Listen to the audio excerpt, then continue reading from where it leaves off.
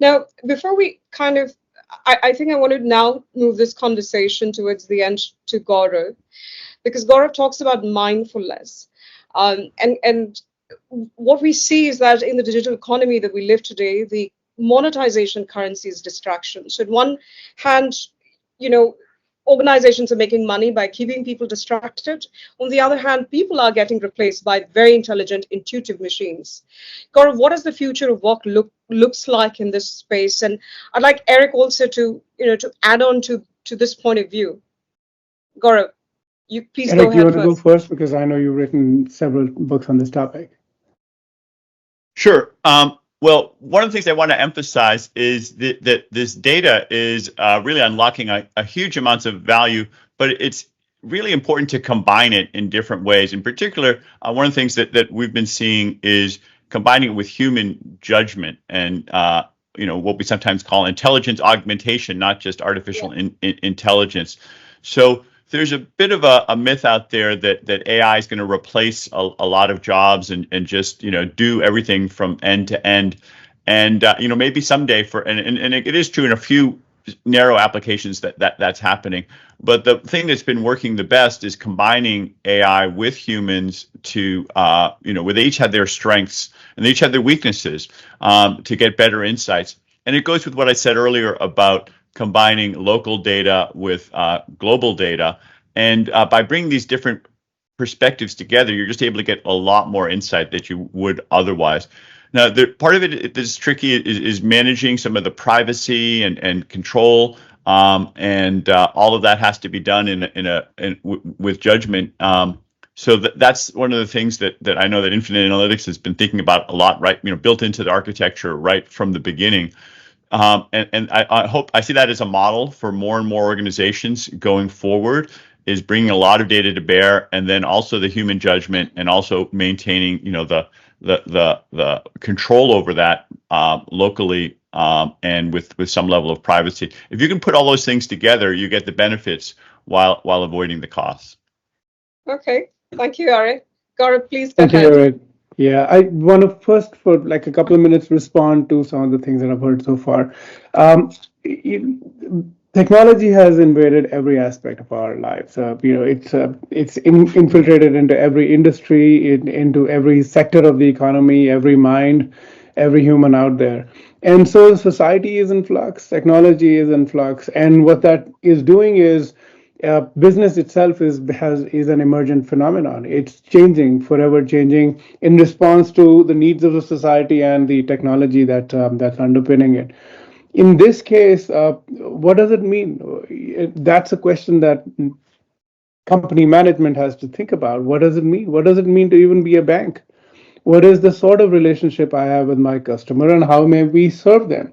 How may we perceive our competitors and respond to them in this market?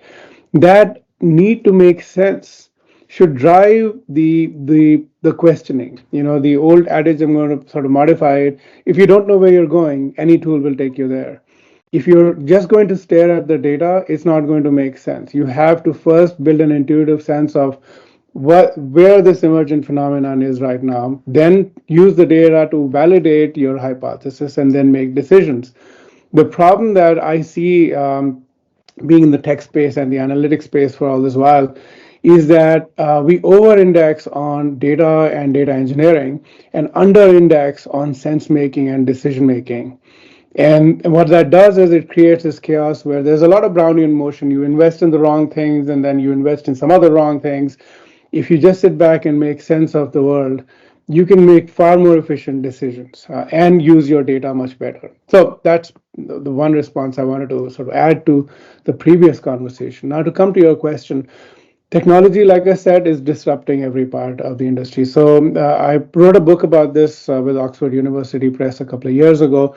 Business in the age of destruction and distraction. There's everything is being remade, which is tremendous opportunity, because every industry, whether it's 200-year-old or 2000-year-old, is being remade. But that opportunity is available only if you're not distracted. And of course, technology has become exceptionally good, like you were saying. We're monetizing attention. And now we are essentially algorithmically controlled. Our moods are determined by the first thing we see on the phone in the morning, and it gets worse from that point on. And this could potentially be a terrible state for humans where we are distracted, and to the extent we're distracted, the jobs are going to be automated away by some kind of machine. I think the future, far out future, is actually far more optimistic than that.